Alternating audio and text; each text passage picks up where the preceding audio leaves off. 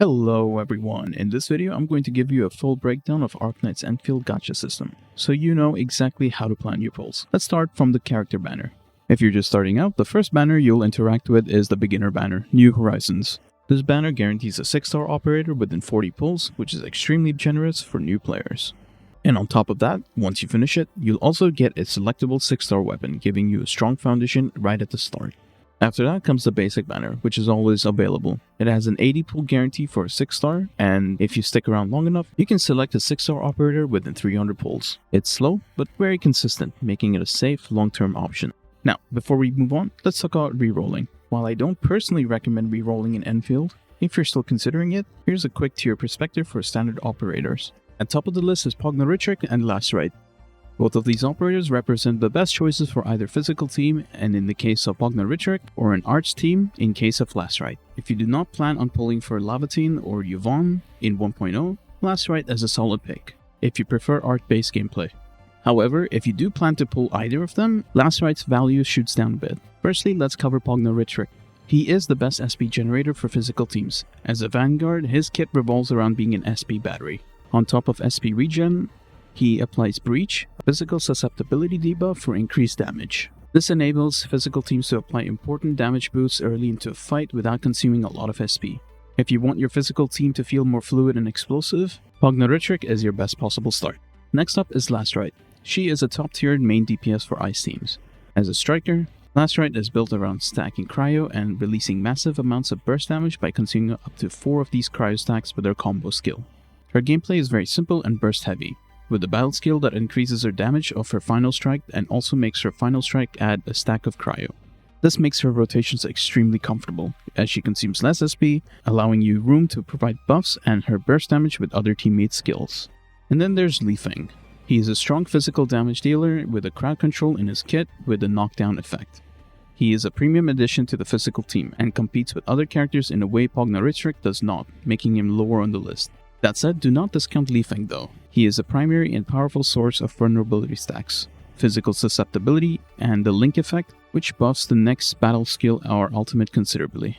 His ultimate hits hard, and even harder if it consumes the link effect he can provide, as well as supplemental knockdown for stagger and vulnerability stacks. His combo skill provides the link effect with enemies suffering from physical susceptibility or breach, providing link when used, allowing him to naturally synergize with teams that both include or exclude ARKNIGHTS. Now let's move on to Ardelia. She is a universal support in the pool, strong healing through ult, and extremely easy and immediately corrosion on combo skill that doesn't require reaction, and team-wide and physical art susceptibility buffs by consuming corrosion with skill. She can fit into almost any team composition and performs well in both mob stages and boss fights. She would easily be at the top of the pick list, but if not for her being permanently free through new player login bonus, she has one notable weakness. She wants to use her skill to consume corrosion for a more potent buff. If your team already has SP issues, you may struggle to use her at her max potential, but this is a minor issue in a stack kit for a standard character. Finally, let's talk about Ember. Ember is unfortunately a bit of a lame duck. She is a heat defender that focuses more on physical effects like knockdown, as well as providing shields and light healing. Fortunately, with Ardelia being free and the power of tacticals in general gameplay, she doesn't bring much value to the table, being underwhelming in physical teams and far less useful in healing situations than Ardelia due to lack of buffs or debuffs in her kit. As such, I do not recommend aiming for Ember in rerolling at all. However, with that said, Ember is one of the safest characters in the game.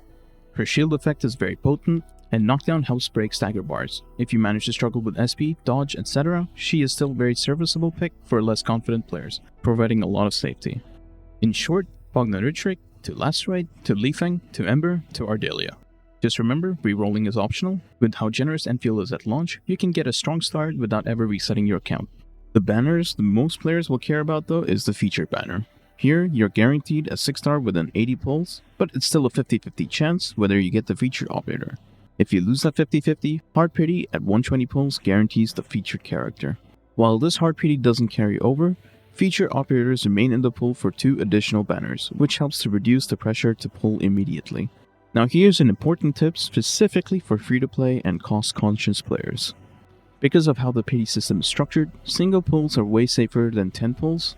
If you do a 10 pull, and hit the featured character early, you can end up wasting 9 pulls that would have otherwise progressed to the 120 Heart Pity. By pulling one at a time, you make sure every pull is contributing as efficiently as possible. It's a small adjustment, but over time it can make a real difference in how far your resources go. Here's an important side note about the featured banner. At 30 pulls, you receive a free 10 pull for the current banner, one time only and does not build pity. At 60 pulls, you receive a free 10 pull for the next banner, one time per banner. Soft Pity starts at 60. Every pull after that increases your 6-star chance by 0.8%. Each new banner gives you free 5 pulls usable only on that banner. The 120 Heart Pity does not carry over. Ending a banner at 119 means it resets back to 0. The 80 pull pity does carry over. For example, if you stop at 60 without a 6-star, you only need 20 more on the next banner to hit your guaranteed 6-star. If you get a 6-star early, before 80, the 120 counter resets. Every 240 pulls also grants an extra copy of the character, and this is repeatable.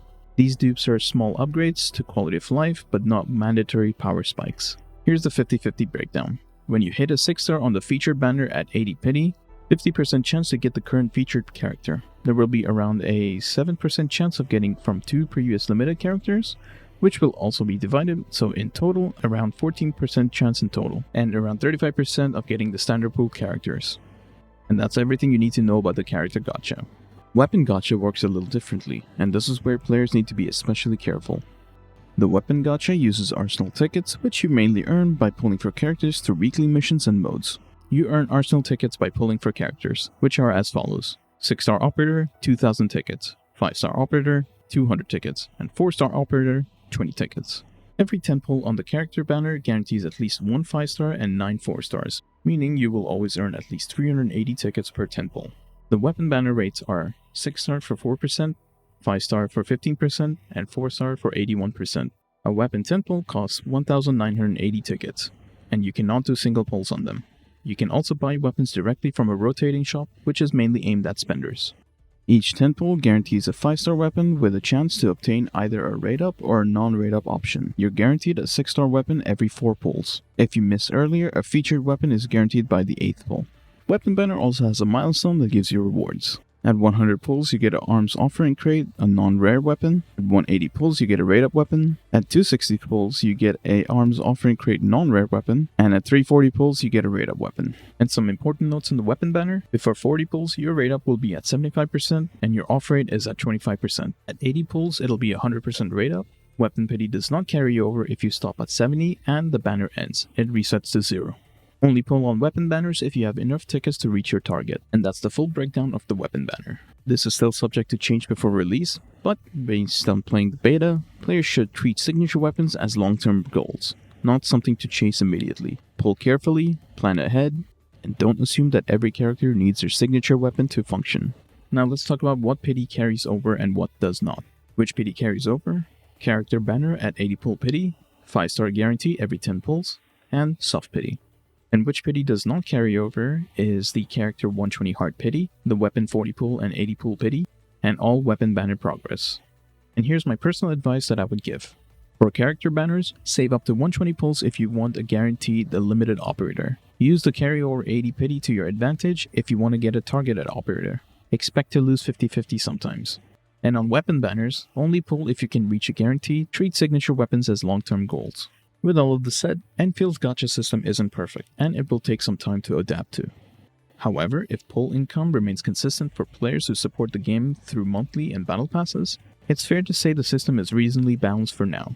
Ultimately, you should focus on getting the characters you want and enjoy the game. So just remember, the 120 guarantee does not carry over, and weapon pity fully resets. So plan carefully, and every pull will work on your favor. And that's everything you need to know about ARKNIGHTS Endfield Gacha system. If you have any questions, feel free to leave them in the comment section. Thanks for watching, subscribe for more, and have a wonderful day and see you in the next one.